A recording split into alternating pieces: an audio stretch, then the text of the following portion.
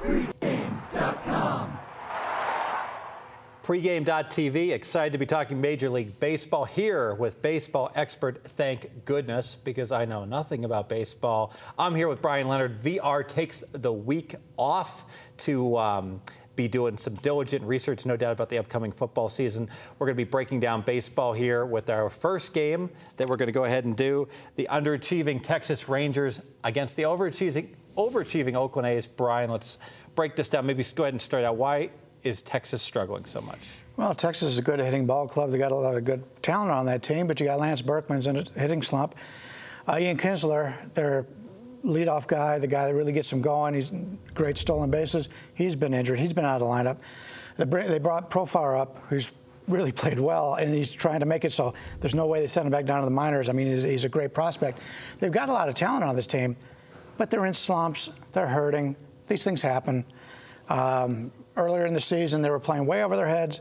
Then they lost a bunch of games in a row, 8 or so. And they went way down. Now they're playing Oakland.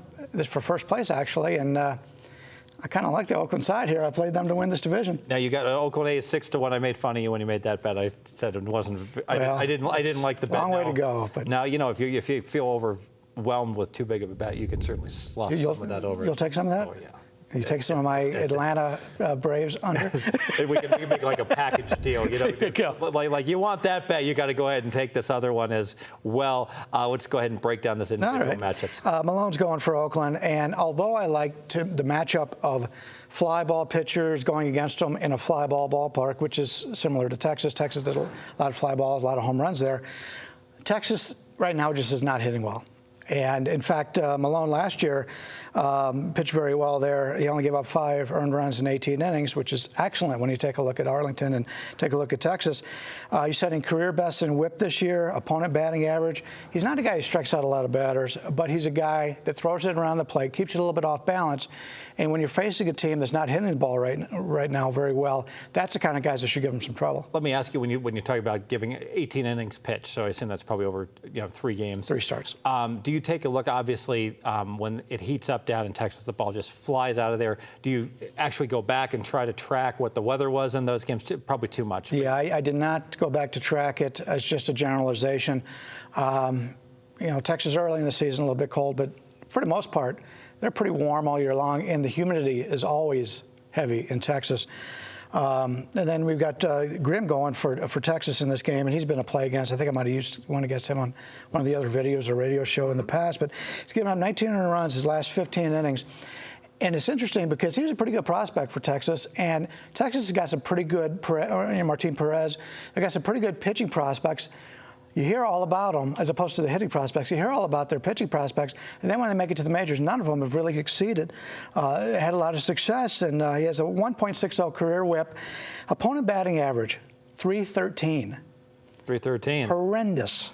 His ERA in night game, 6.30. He's not pitching well right now, and we're getting an Oakland team who's, as you pointed out earlier, is a team right now that's playing with a lot of confidence. They think they could win this division. Last year, they thought all the way through they were the best team, and Texas is questioning themselves right now. Yeah, I actually remember getting Oakland 40-1 to win it all, and I made a modest wager after they swept the Yankees, I think 4 games in a row, and I look back, I was like, why didn't I bet so much more on that? And it was still a roulette chip at that point in time. True.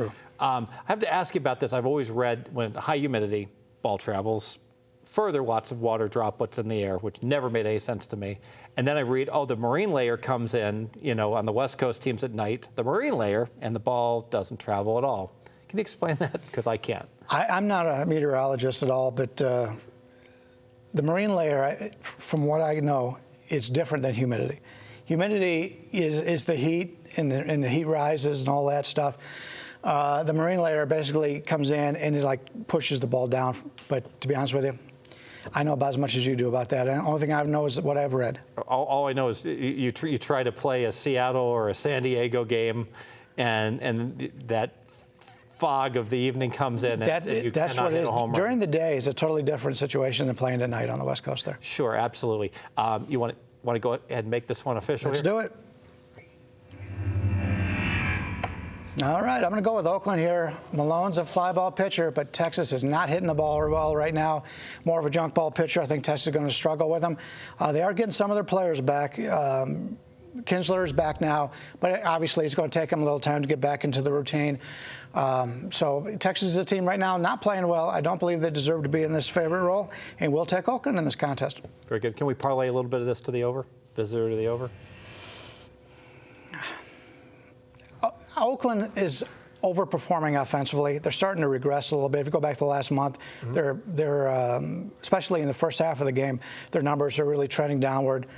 I would rather have Oakland win this game 5-3. And VR likes to sprinkle extra. I'm not a sprinkler. You're not a sprinkler. Okay, we'll go ahead and just try to win the plus 105. Very good. Stick with us at pregame.tv. We'll be breaking down one more baseball game. Going to take a look at Seattle at the Angels. Suddenly playing a little bit better, and Bryan Leonard will be breaking it down. He's got the winner for you on that game.